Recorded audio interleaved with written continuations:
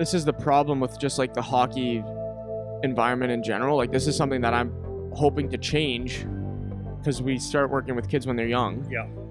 Is for some reason like behavior like what I was doing in university while I was playing is not valued. So like think about what you just said. I know. The behavior that you did in university, like homework, time management, preparing for your future is not valued. Not valued. No. And it is embarrassing. Like it's embarrassing. And this is why hockey players have such bad reputations as a group. You know what else is funny about that? So if okay, no, I don't want to use his name.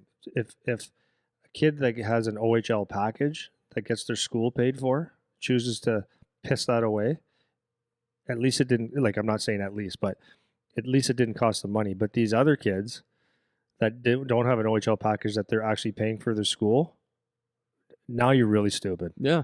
Now you're pissing away thousands of dollars. Yeah.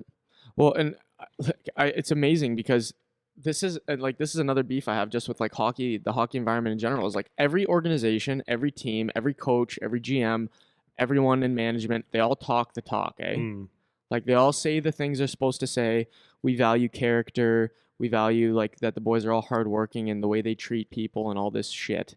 And when it comes down to it, like it's your behavior tells me what you think. Yeah. And again, like this is one of the reasons I stopped playing because you look around at what the team is valuing, what the coaches are valuing, who's being rewarded for what types of behaviors. Mm-hmm. And it was like, this just does not align at all with what I'm trying to pursue as a person. Yeah. So you're sitting there, just I want to clarify that. So you're sitting there as a university player and the system is saying we want character people, school comes first, hockey's always second, but it's very important. All that stuff. So then you put time into homework first and there's no reward for that. You put time into on the bus behaving, acting professional. You got other guys acting like a bunch of jackasses, but still it always comes down to who can perform the best on the ice for me tonight. Yep. And it's nothing to do with anything else. And that's how it is in every league, everywhere. I don't care what anyone says. No, I agree. I agree. Even like I agree. Guys get chance after chance after chance after chance if they're really good. And that's fine. That's fine. Yeah. But it would be nice. That's the business of hockey. Yeah, that's the business of hockey because at the end of the day, it's about your bottom line. Just say that. Though. Yeah.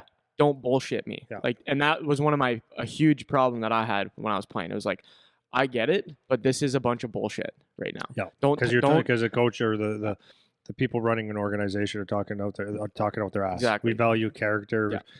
And it's funny in the interview process with Charlie. Hey, okay, it's actually funny after because we take a lot of pride in having a good kid and a smart kid and doing things right and all that kind of stuff. So he had all the teams interviewed him and stuff, and it was all those things. Okay, so just think about this. The new thing now in the last few years of hockey is like size is not that important. What do you think the first question is? Pretty much on every interview. How tall are you? How tall are your parents? Yep. How big are your feet? Like something like that. All that stuff. That's always like pretty much number 1, 2, or 3 questions. Yeah. How big, and how big do you think you're going to be? All that kind of stuff. Yeah. So size isn't important. Okay, that's a lie. It is important. Yeah. It's actually very important. And you watch my kids' games, and as much as you can say size is important, on the at the other side, there's a presence and there's a thing that the big guys give you that can compete. That they make a difference. Yep. So going off that point, when you're the best player or when you're the top players, like why do teams tolerate that? So why would that team be willing to pick the kid that's more of an asshole? Like they say character is a top value, but then their behaviors show that it's not a top value, right? It's a value as long as these other boxes are checked already. Then we value character after that, right? So like, why is that the case? So for all these top players, again, at the end of the day, it's about winning games. It's about selling tickets. It's about making money. And if this kid will give me the best chance at winning games or draw the biggest crowd or whatever, that is a higher value than is this a good person? Yeah. Which that's fine. Like that makes that from a business perspective, like what do I care if the kid's a shit kid or not? If he puts people in the seats at a base level, it's like, I get it. Then that I get the perspective, right? But, and I'm not saying all the best players are assholes either. That's not what I'm saying. But a lot of times the top players, people say this all the time, like there's an arrogance that they have like they can do no wrong. Like the one guy that we have playing was like Big Yep. Show. His dad was telling us that the kid was like Big Show, sup fellas, Yeah. like when he sees him or whatever. Yeah. It's like, hey man, like you're 16, like Yeah. settle down. So like, why does that kid think it's okay to behave like that? And this is getting to like the root of my why? yeah. This is getting to the root of my argument is like you're trying to prepare kids to transition out of hockey after. And if they end up being professional players, great, like bonus, that's awesome. Mm-hmm. But like, why does this kid think that he's Jesus Christ coming into this organization? And that again, it's parenting and it's whatever their environmental influence was around. And so a lot of times when these kids are the best, they're treated like they're pampered and they're catered to and they get everything they want because they're, whether that's the parents or the people around them that do that. And then even when they're in the OHL, when they're the best players, they get whatever they want. They get special treatment. They get all this stuff. So obviously as a teenager, as a teenage boy especially, you're going to start to think you're the shit. Yeah. And it just doesn't have to be that way. It doesn't have to be like, and I'm not saying you can't treat your best players like with special treatment. I'm not saying that because that's just how it is. Like they get more privileges because they're the best player. And that's okay. But the attitude part of it should always be something that's checked. Like it should always be like this is how you treat people. Like you make sure that you behave like a good person. And I couldn't believe like like unreliability of some of these guys that I played with in university. Like just quick side note story. We would have 7 a.m. spin classes before class on Mondays, which is fun. Like so annoying, right? Like nobody wants to do that. Especially a lot of the guys would go drinking on Sundays, right? So, but that goes a lot to what you said about the bullshit. Like they say school, hockey second, all that stuff. So you're in university and your coach is saying, no, even after a road trip, I need you, even though you in engineering do not have the time for a 7 o'clock spin class. You don't. No. You didn't. No. But no, you need to be there because hockey's more important than school. Right. Even though the curriculum says no and the statement and our core values say absolutely blah, blah, blah, integrity, all this shit. But just empty platitudes. I don't care about that because I'm the coach and you need to go in the spin class. And that's what it is. It's just empty platitude stuff that sounds nice. Yeah. And so we have to show up at 7 o'clock. So what time is 7 o'clock spin class? 7 o'clock, man. Yeah. Why are you late? You're on your bike at 7. Yeah, like why? 6:58. And so I got a bunch of grown men. You're grown-ups. So these are between 20 and 26-year-olds. Yeah. And most of them are like 23 and older. And it's like, how are you not on time to this right now?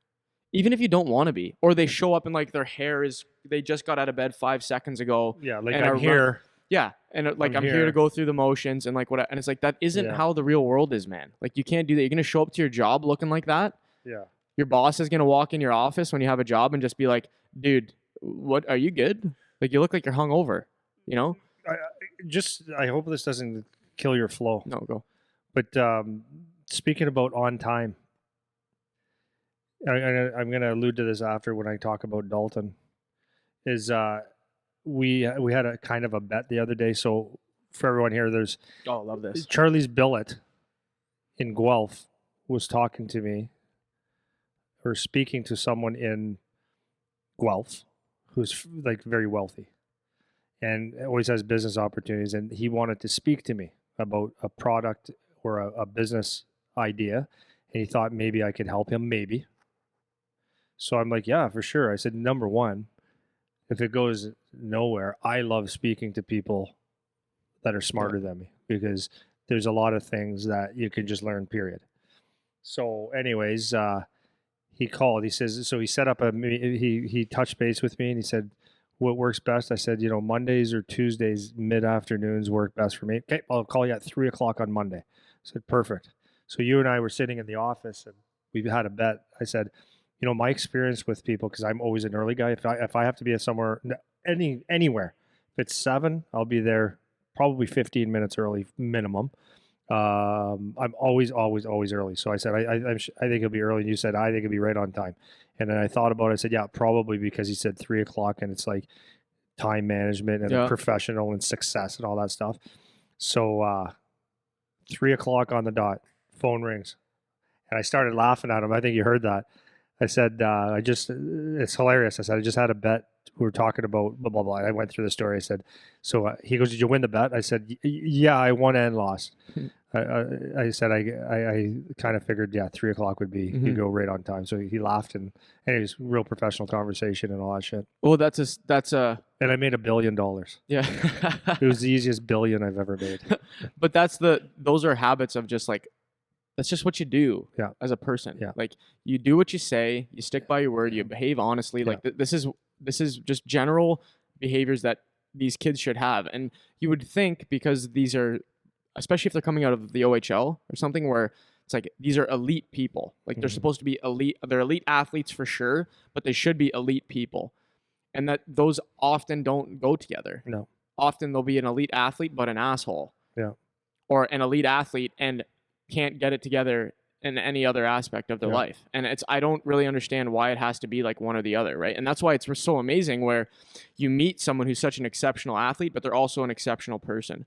Like somebody that comes to mind for me is Sidney Crosby. And I don't know him, never met him, never you don't talked know to him, what he does at but his 12 o'clock reputation, at night. his reputation is like, this is like, he's a good dude, has his shit together.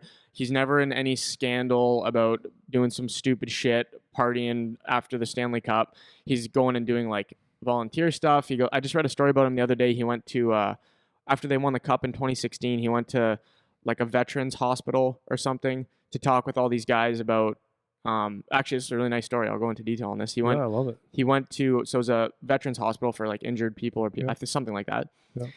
And some of the people that were in the hospital were saying to him, because he brought the cup for them to see, that there was a guy on another floor that he's blind and so he can't see it. Like that sucks kind of thing. So Crosby ended up going up to the guy's room and he started asking him about like hockey stuff, whatever. And the guy was saying he was a Habs fan. And he said his favorite player was, Crosby asked him who his favorite player was. And he says Rocket Richard. He's an older guy. So Crosby found Rocket Richard's name on the trophy and had the guy's finger trace his name on the cup. Cool. It's like, there's the guy. Like, there's the guy. You know what I mean? You want to be like that guy.